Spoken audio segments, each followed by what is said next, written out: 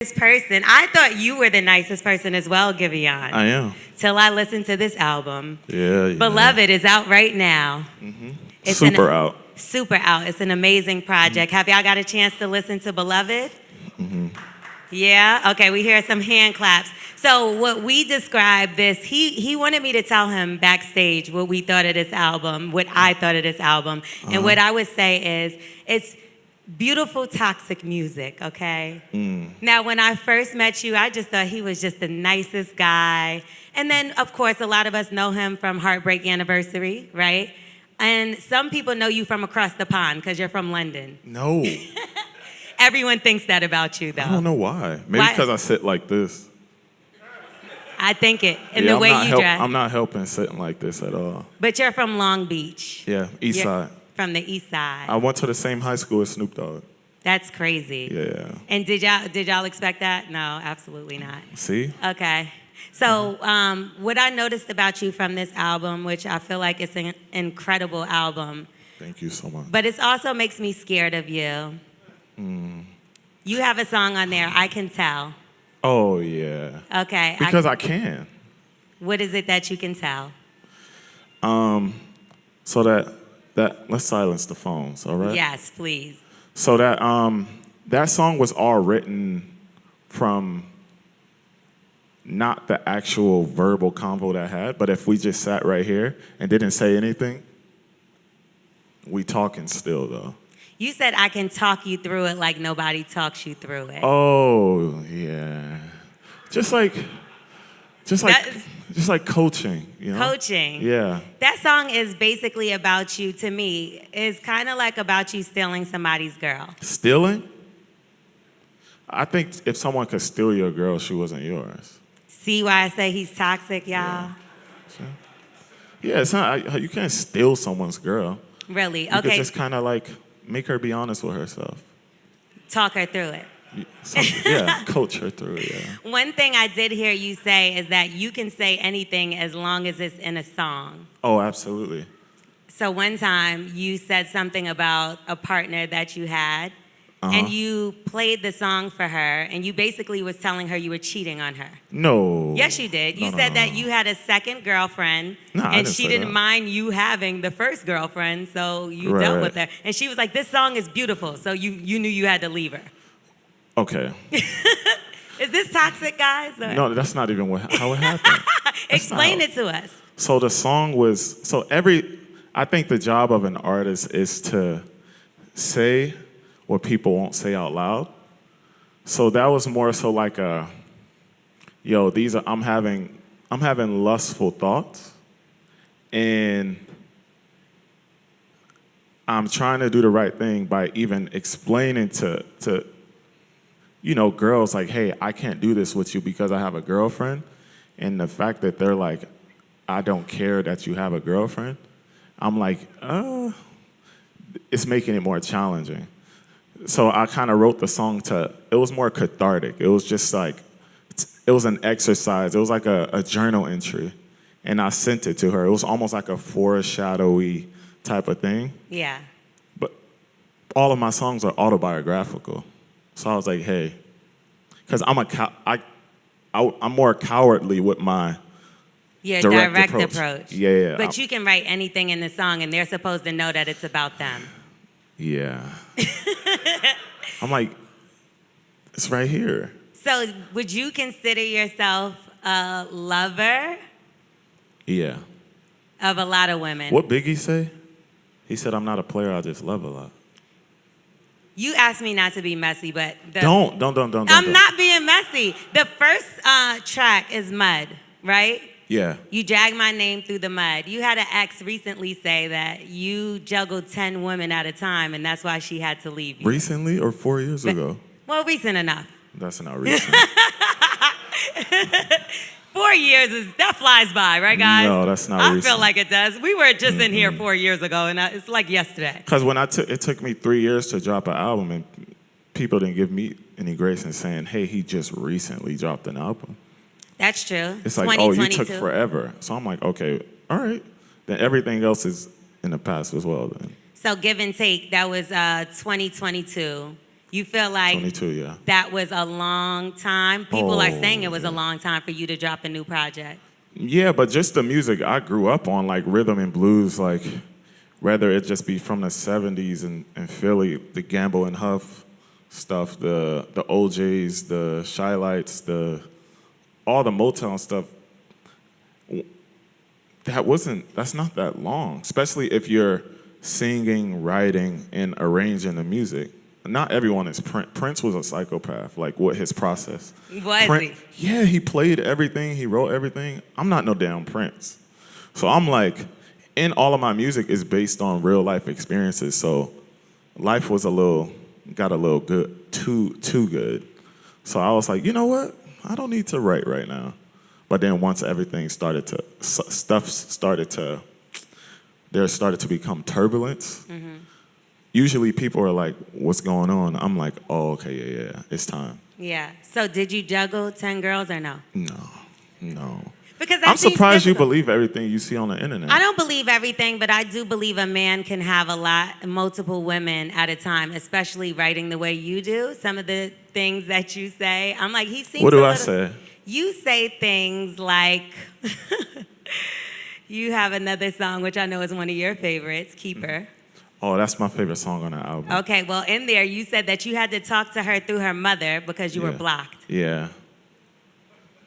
That gets toxic again. Like, this is every time I think I'm listening to a love song, Well, listen, you scare me.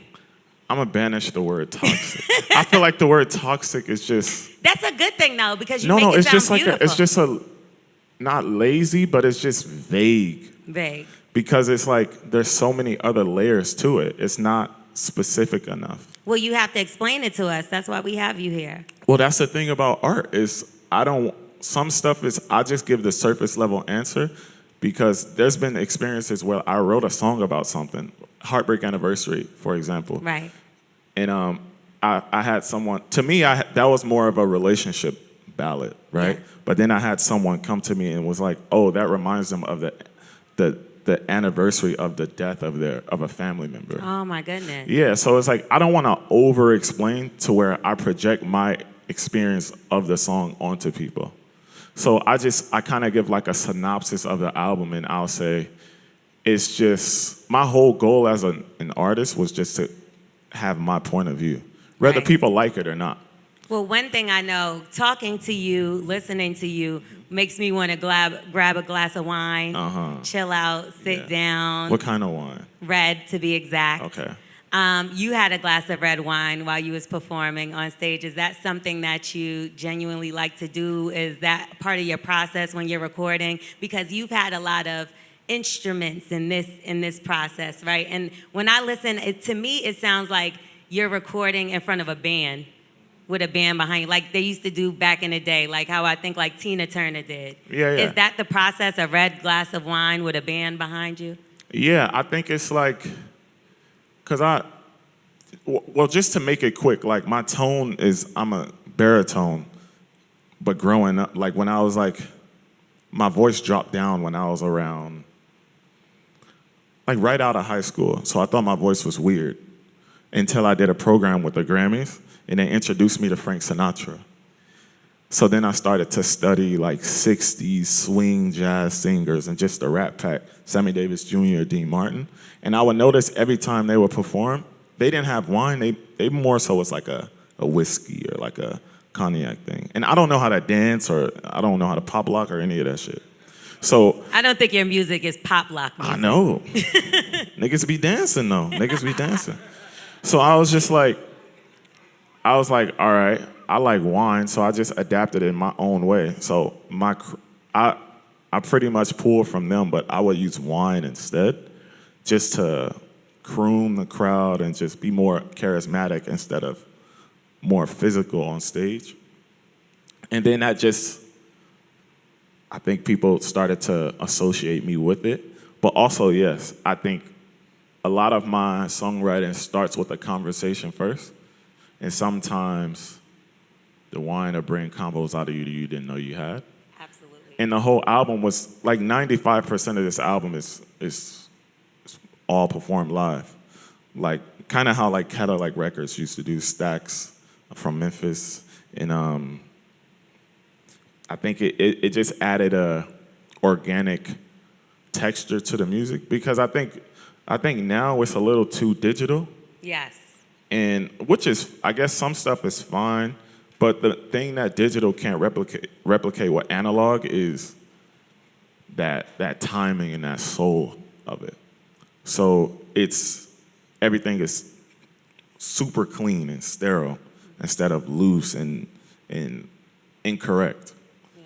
So yeah, I think that it was all performed live. It'll start with a jam session, and I will be like, "Yo, that's the pocket," and then we'll write it right there. Another thing I noticed about your album, Beloved, is that, or majority of your albums, you don't have features on there. Oh no. The only feature really was my mom on the Give or Take, and this one my mama didn't make it.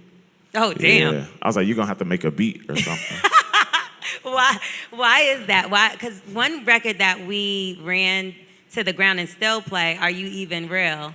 And that's you and Teddy Swims. Yeah, I think, but I also have this thing to where it's like all the songs are so personal. It's just hard for me to write a song that was in my journal and then be like, who can I hear on it? It's kind of like, if anything, we have to go through it together. Or I have to genuinely be friends with someone. Like me and Teddy Swims we're genuinely friends. So it's more organic. And I don't like to do anything performative. So it's just like, even like some of my biggest songs, I never, like Heartbreak Anniversary, I never even remixed that song. And artists remix songs all the time. And I'm just like, no. If I'm not friends with the artist or I don't know the artist, I'm not making music with you. Yeah. So you're also going to take this album on tour. Absolutely. I know you're really excited about that. You're doing big venues. We're talking about Madison Square Garden. Yeah. You've sold out already your Chicago show. You added a second one. Soul is back. Now listen, you did say that. You said good music is back, okay? Yeah. So, like, what made you say that? I know it's yourself. That has to be the main thing. Me, for sure. But also, when I say music, I think I meant, because I just love rhythm and blues in general. And I also love the idea of the better my album is, the higher the bar is. And we won't, as a culture, we won't accept anything less. So it has to keep evolving. So when I say music is back, I'm back. And I think analog live instrumentation type of music, like real music. Yeah. So. You have another song, Good, Bad, and Ugly. Yeah. Okay, so can you tell us, because I feel like one thing and the only thing that's probably missing when it comes to you, because your music is perfect, I think we don't really know much about Giveon, and I feel like we need to know more about Giveon. So to give the people a chance to know a little bit more about you, tell us something good about yourself, tell us something bad about yourself, and tell us who your ugliest girlfriend was. No, I'm joking. Oh my God. Tell us your ugliest moment. I was joking. Tell us an ugly moment that may have happened. Yeah. I mean, as far as not knowing much about me, I think I just grew up in an era where the craft was the thing. I don't know anything about Teddy Pendergrass's personal life, really, except for like the major stuff. But I just was never, even me being a fan of music, I was never like, I wonder what Frank Sinatra had for breakfast. Like, They care what you have for breakfast. I know they care now. And they're like, a lot. And I'm just like, yeah, that is a lot. Is it But overwhelming for you? Because since you are more focused on your craft, do you feel like sometimes like you don't want to show more of your personality? I rather show my personality in conversation, but performative and through social, I'm not the biggest fan of that because it's unnatural. Because if I'm living my day-to-day life, it's unnatural for me to take out my phone and document it. Unless there's someone documenting it for me, but I'm just like, why? So, but that's why I envy actors. I don't really hear anything from an actor until they're rolling out a movie, and that's kind of the approach I like to take. But sometimes I do get that, like, we want to know more about you, and I'm just like, Yeah. sure. So tell us something yeah, good ugly. about yourself, or something good, just to you. Period. When you think of the word good, what comes to mind? So I'm a product of nonprofits. Like in my hometown, Long Beach, California, I started my songwriting process and journey through a nonprofit in Long Beach called LB Cap. And pretty much they teach you songwriting, film, photography, graphic design. So I've opened up like nonprofit studios in my hometown. That's cool. I've participated in youth days, and like I have more stuff that I want to do just for all the programs that help either me or my mom. I want to create new ones, like single black mom. I want to create a program for that, and I want to create just like another program for the arts, and I think that's a good thing. Yeah, of course. And I saw you had an interview with your mother. It was really cute. Oh my goodness, I'm not putting her on camera no more. Why? Because anytime her voice or her is on, it just goes viral. That's great. No, but I want to keep her like protected. I can It gets understand that weird. as well. Yeah, I can understand that. yeah. She goes too viral, so Your mom goes crazy. yeah. Because she's authentic, and I think sometimes people aren't used to genuine authenticity from people that are on camera. You think so? For sure. Okay. Yeah. So what's something that you feel like is something bad or something that's a bad habit or something that you may want to change about yourself?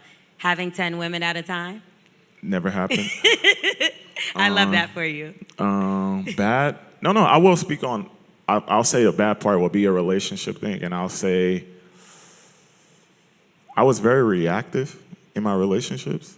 Like, so I would get defensive, but sometimes it would like if she was approaching me with something she didn't like, whichever girlfriend, I would instantly take that as she's attacking me, and instantly try to defend myself instead of listening and not being so reactive and just understanding where she's coming from. I would try to be understood first I feel like being understood later is far more productive. Are you learning that with age? Yeah. Yeah. And some reading too. Yeah. Like just like I like to read like interpersonal communication books and stuff like that. What's the last thing you read? Well, Or something I'm reading that a fiction now, like. but I'll say there's this author named Jeffrey Fisher, and the book is called Argue Less, Talk More. And you needed that book. Yeah, exactly. It's a communication book. It's interesting though. It's like a guy who was a defense attorney, and he wrote a book about all the practices he used in court. Okay. Yeah. So what's something ugly you would feel like maybe shaped your life or changed your perspective on something? Ugly. Or what do you find ugly? How about that? Ooh. When the audience tell the artist what they should make. That's ugly. I'm the artist. Yeah. Listen or don't listen. So your comments, sometimes people be like, I feel like you should make this. Or just if people who speak on the state of R&B. I'm a big fan. If you don't like the state of R&B, then go make R&B. And if you can't go make R&B, then be quiet. Because that is a narrative right now. Yeah, I'm like, I would never complain about, it's like, to me, it's like if I'm at a store shopping for clothing and I don't like anything in the store, I'm not gonna hold up the pants and be like, hey, I don't like these pants. I'm just gonna go to another store. Yeah. But music is the only thing where people are like, there should be better pants in here. No, these aren't the pants you like. Go find some pants you want to wear. And I just never understood that. Yeah. But I'm not a big complainer. So that's ugly. That's ugly. Yeah, that's ugly. Stop. How are you going to complain about art when you can go and make it yourself? True. Or what if they can't sing? Then be quiet.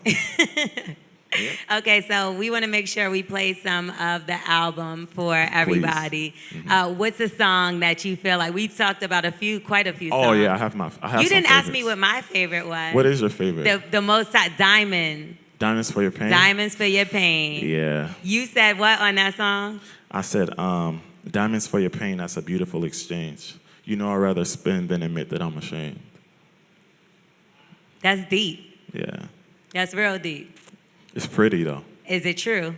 Everything's true. But you change sometimes. Yeah, so to me, my albums and my songs are like photographs of where I was. It's like a before and after photo. It's like, this is where I am. And then my next album, probably in a year or two or whatever, it'd probably be a little healthier, Okay, so let's, Yeah. I hope so. We're going to pray. Okay, so let's get into, you said your favorite, My favorite is Keeper. Keeper. Yeah. Keeper. Why is Keeper your favorite? I think because when I started the album in a relationship and I ended it single. And Keeper was one of the more fresher songs because it was after the relationship. And I think the verses are just so raw. And I'm almost like, sometimes they get rappy, where it's just like, and it's so specific. I love when I write specific songs. Because, again, it's a photograph. And I can see where I've grown from. And the sound of it is just the music and I production love and it. stuff. I love it. Can we play Keeper? Is it going to play for me? Ooh, you hear that?